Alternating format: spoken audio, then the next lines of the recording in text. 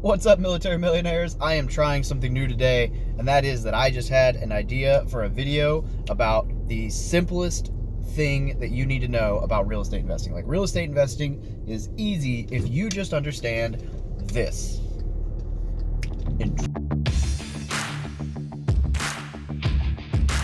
Intro. And that is cash flow. And no, I'm not going to go into all kinds of craziness about what cash flow is. Cash flow is the money you make off everything. And if your properties are cash flowing, then you can afford if the market goes down a little bit because you're still getting paid to own the property. So it's not a big deal. It's not a huge financial hit to your wallet. But the reason that I wanted to make this video is people overcomplicate cash flow. It's really not that hard, guys. Look, if your property makes $1,000 a month, then cash flow is $1,000 a month minus every possible expense you could ever have in that month. So, for example, $1,000 a month, boom.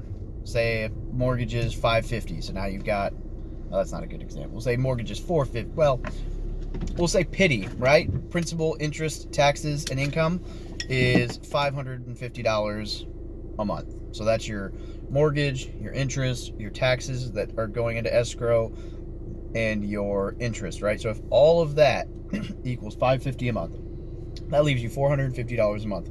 And sometimes you hear people say, I'm cash flowing $450 a month over my mortgage. No, you're not.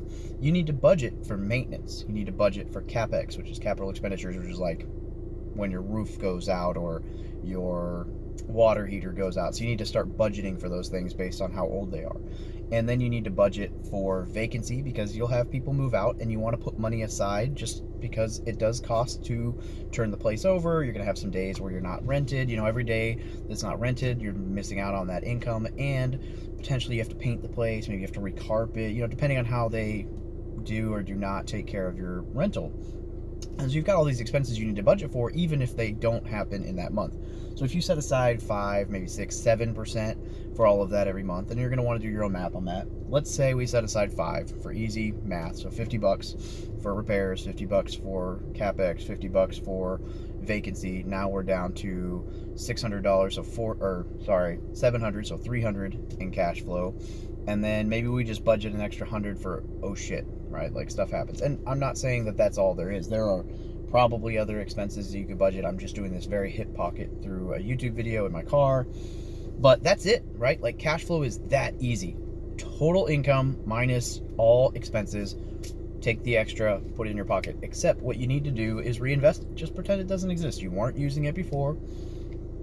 You weren't getting paid it before, so just reinvest it. I mean, I reinvest a lot of it into YouTube and podcasts and building this online platform, but that's an investment into myself, into my business, you know, whatever. I mean, I just paid $5,000 this month for a performance coach for the next 20 weeks, which should pay off, but, you know, I mean, it's an investment. It is what it is. It could be a huge loss, like, whatever, who knows. But the point of that is not how much I'm spending on stuff. The point is, don't use money from your properties for anything not business related, right?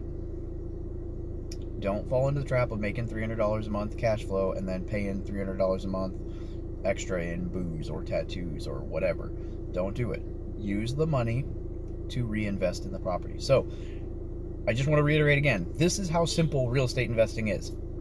Find a property where the total amount that it rents for is more than the total of all of the expenses.